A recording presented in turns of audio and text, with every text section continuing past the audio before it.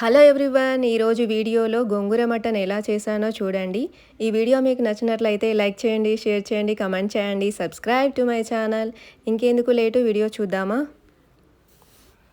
ముందుగా ఈ గోంగూర మటన్ కోసం మటన్ని మ్యారినేట్ చేసి పెట్టుకోండి.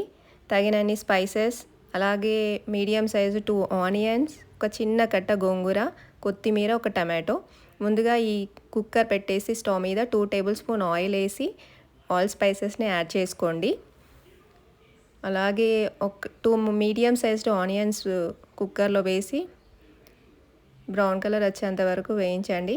అలాగే ఒక tomato, pinch of turmeric add చేశాను. అలాగే ఫ్రై అయినాక మ్యారినేట్ చేసి పెట్టుకున్న ఈ మటన్ని కూడా కుక్కర్లో యాడ్ చేయండి.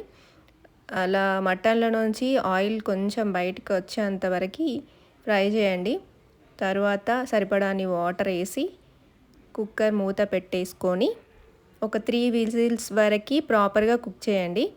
తర్వాత మూత తీసి ఈ గోంగూర అండ్ కొత్తిమీర వేసి ఒక 10 మినిట్స్ వరకు ఫ్రై చేయండి.